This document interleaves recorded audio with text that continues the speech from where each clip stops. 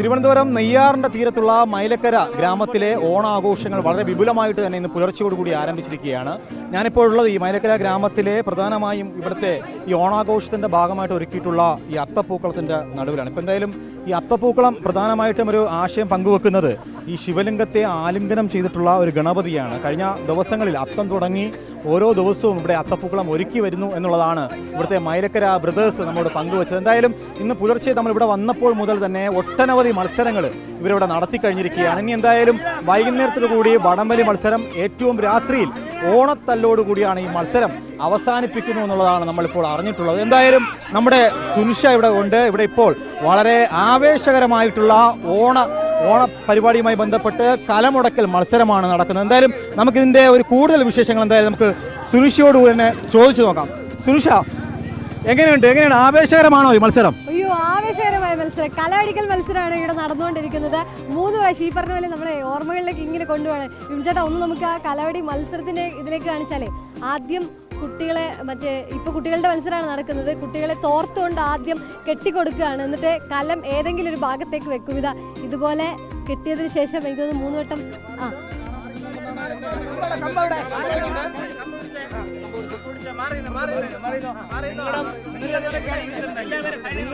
ആയുധം വെച്ചുള്ള കളിയാണ്.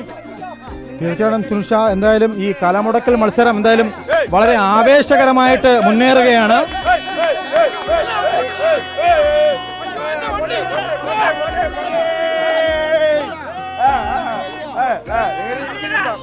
സുനിഷ സൂക്ഷിച്ചു നിന്നു, അല്ലെങ്കിൽ നമ്മുടെ തലയ്ക്ക് അടിക്കും.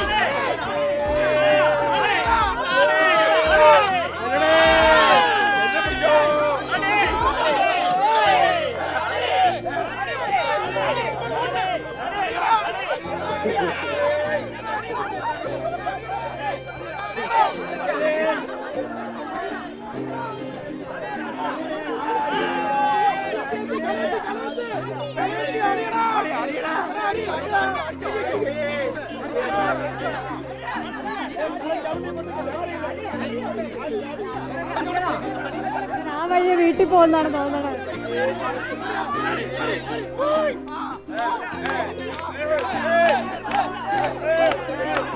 ഹലോ,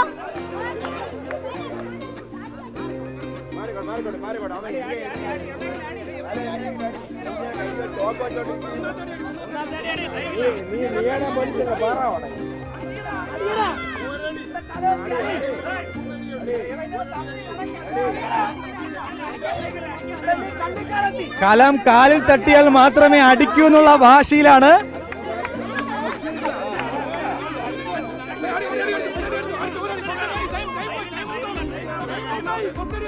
കേറി വാ.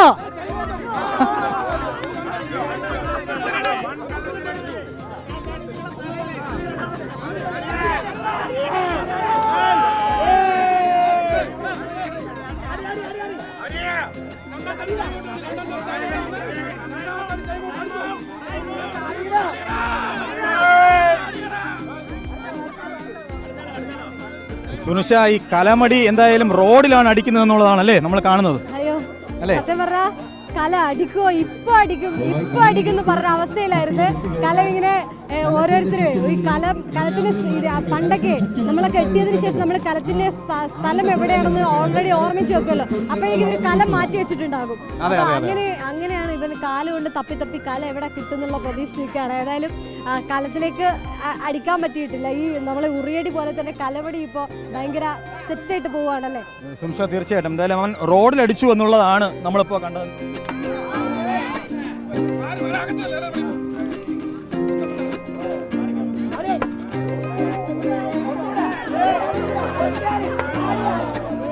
കലമടി മത്സരം എന്തായാലും മൈലക്കര ബ്രദേഴ്സിന്റെ കീഴിൽ എന്തായാലും വളരെ ആവേശകരമായിട്ട് മുന്നേറുകയാണ്. നമ്മൾ നേരത്തെ പറഞ്ഞതുപോലെ തന്നെ ഇന്ന് രാത്രി ഓണത്തല്ലോടുകൂടിയായിരിക്കും മൈലക്കര ബ്രദേഴ്സിന്റെ ഓണാഘോഷം അവസാനിക്കും.